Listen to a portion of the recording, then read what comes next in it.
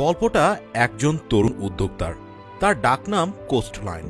সমুদ্রের কাছে তার বেড়ে ওঠা বলেই এই নাম দেওয়া হয়েছিল তাকে। দক্ষিণ চীন সাগরের ডোংসাং কাউন্টি নামক এক দ্বীপে সমুদ্রে মাছ ধরেই তার জীবনের অধিকাংশ সময় কেটেছে। ডোংসাংয়ের জেলেদের ভাবনাহীন নির্ঝঞ্ঝাট জীবনযাত্রা তাকে সবসময়ই মুগ্ধ করত। এক কথায় সমুদ্রের প্রতি তার ছিল এক গভীর ভালোবাসা।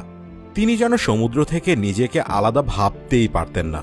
আর সমুদ্রের জীবনযাত্রার প্রতি তার এই টান এবং মুগ্ধতাই তাকে এমন একটি অভূতপূর্ব কাজ করতে অনুপ্রাণিত করেছিল যা আজ তাক লাগিয়ে দিয়েছে পুরো বিশ্বকে। সাগরের পানির নিচের রেস্টুরেন্টের কথা আমরা হয়তো অনেকেই শুনেছি, কিন্তু সমুদ্রের বুকে ভাসমান বাড়ির কথা সম্ভবত খুব কম মানুষই শুনেছেন। বলা চলে এটা অসম্ভবই প্রায়। আর এই অসম্ভবকেই সম্ভব করে তুলেছেন চীনের এই তরুণ উদ্যোক্তা কোস্টলাইন।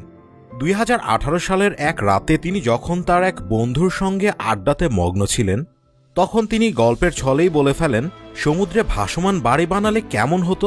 একদিকে ইচ্ছেমতো মাছ ধরা, অন্যদিকে পানাহার, কত আনন্দই না হতো।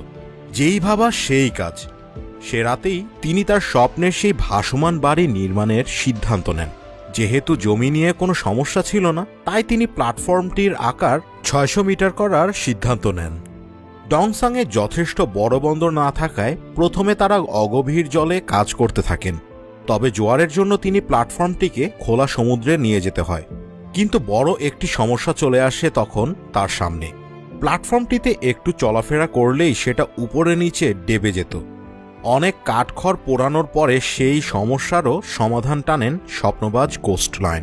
ভবনটির কাঠামোতে তিনি চেয়েছিলেন যতটা সম্ভব কাঁচ ব্যবহার করতে, যেন সমুদ্রের নীল পানির নিচের কাঁচের নকশাকৃত এই বাড়ি অপরূপ দেখায়।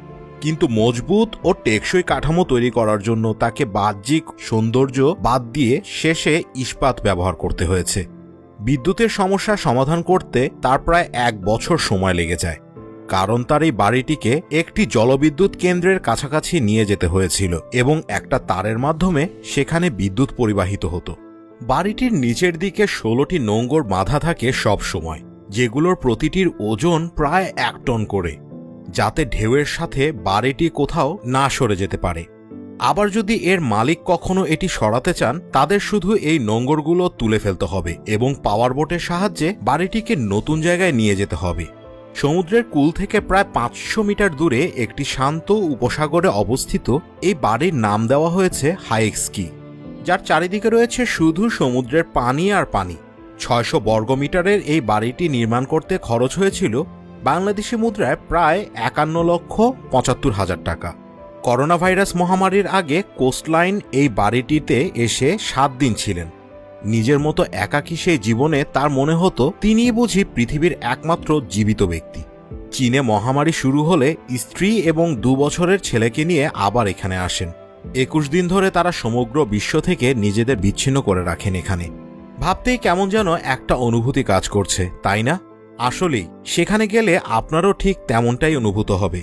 আর সেই অনুভূতি যাতে কোস্টলাইন ছাড়াও অন্য মানুষেরাও পেতে পারেন, তাই 2020-এর সেপ্টেম্বরে তিনি এই বাড়িটিকে চীনের প্রথম ভাসমান হোটেল হিসেবে খোলেন। সেখানে শুধু পরিচিতদের কাছে এই বাড়িটি ভাড়া দেন তিনি। তবুও সেখানে এত বেশি ভিড় থাকে যে তিনি নিজে যেতে চাইলেও বেশ কিছুদিন আগে থেকে বুকিং দিয়ে রাখতে হয় তাকেই। যদিও টাইফুনের মতো যে কোনো ঝুঁকি রয়েই যায়, তবু কম খরচের মধ্যে এরকম অভূতপূর্ব দৃষ্টিনন্দিত বলে এর চাহিদা বাড়ছে দিন দিন। কারণ মানুষ এখন চায় শহরে কোলাহল ছেড়ে এরকম শান্তিপূর্ণ প্রকৃতির মায়ায় সময় কাটাতে। আর তা যদি হয় কোনো সমুদ্রে ভাসমান অবস্থায়, তাহলে তো কোনো কথাই নেই আর। কোস্টলাইনের এই ভাসমান বাড়িটি সম্পর্কে জেনে আপনাদের কেমন লেগেছে তা আমাদের কমেন্ট করে জানাবেন। আমরা আপনাদের কাছে বিজ্ঞান এবং মানুষের ইচ্ছাশক্তির দ্বারা জয় করা সেই গল্পগুলোই বলি, যা আপনাদের আনন্দের সাথে সাথে অনুপ্রেরণাও যোগাবে।